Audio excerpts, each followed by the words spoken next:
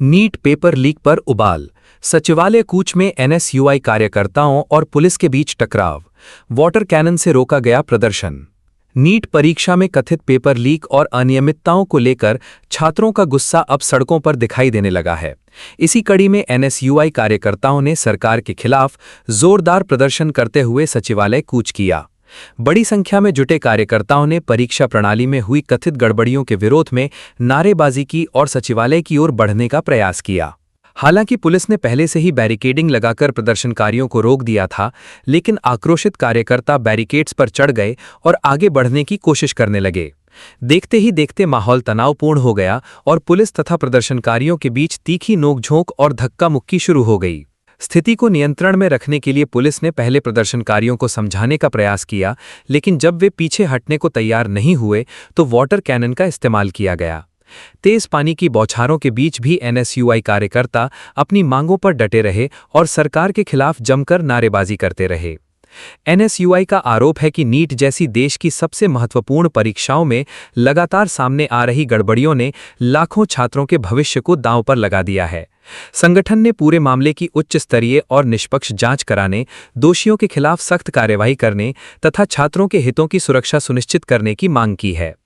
अब सवाल ये है कि देश के लाखों छात्रों के भविष्य से जुड़े इस विवाद पर सरकार क्या कदम उठाती है और क्या छात्रों को उनकी मांगों का जवाब मिल पाएगा। अभी देखा होगा कि कैसे नीट का पेपर दोबारा लीक हो जाता है। सरकार कहीं ना कहीं इस संवेदनशील मुद्दे पे जो है वो जो सरकार है इस समय जो इस संवेदनशील मुद्दे पर अपना एक व्यक्तित्व नहीं स्पष्ट कर पा रही है, क्योंकि सरकार को इस नीट पेपर जो एक महत्वपूर्ण विषय था इस पर तुरंत धर्मेंद्र प्रधान को इस्तीफा दे देना चाहिए था और या तो सरकार को ले लेना चाहिए था। आज हम इस सचिवालय जो घेराव कर रहे हैं, इसका मुख्य जो हमारे 5 बिंदु हैं, और सबसे पहले हम एनटीए जो नेशनल टेस्ट एजेंसी है उसको बैन की मांग करते हैं।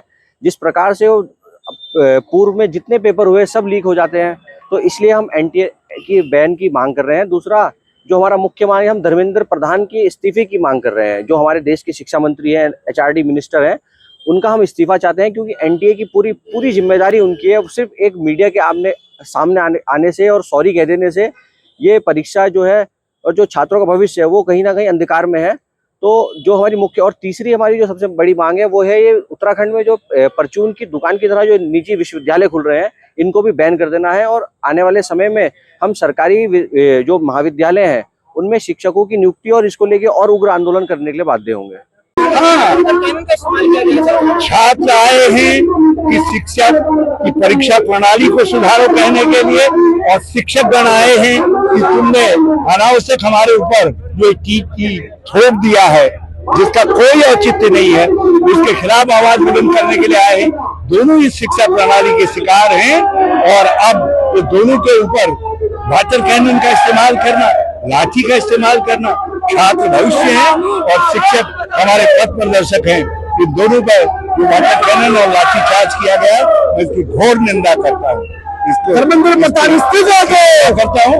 और ये अब हमारी लड़ाई को और ज्यादा आगे बढ़ाने का काम करेगा और हम ये टीटी जो थोपी जा रही है इसके खिलाफ है। राज्य सरकार और केंद्र सरकार को माननीय सुप्रीम कोर्ट में जाना चाहिए और कहना चाहिए, अरे ये 30 साल के 25 साल के अनुभव के साथ कोई अपने रिटायरमेंट के पायदान पर खड़े हैं, आप उनसे कह रहे हैं कि आपकी परीक्षा पास करो। ये परीक्षा ये लोगों को परीक्षा पास करवाते हैं और इनसे यदि आप कहेंगे तुम परीक्षा दो तो ये कहाँ का औचित्य बनता है। और सत्यता ये है कि ये भविष्य के कर्णधार तैयार कर सकते हैं, ये लोगों को शिक्षित कर सकते हैं, शिक्षा दे सकते हैं, लेकिन परीक्षा देने की उम्र एक उम्र होती है, वो उम्र से निकल गए हैं। यदि आज हरीश रावत जो बीए पास है उससे कहा जाएगा हाई स्कूल की परीक्षा में बैठो, तुम हाई स्कूल के लायक हो नहीं हो, तो ये कितना अपमानजनक है।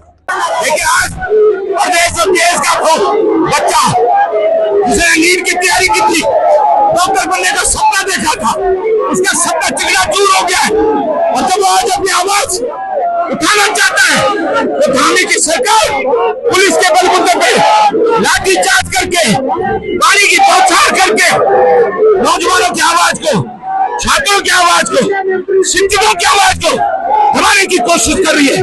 इस प्रदेश का शिक्षक, इस प्रदेश का छात्र, इस प्रदेश का नौजवान, इस प्रदेश की महिलाएं अब चुप नहीं बैठने वाली है।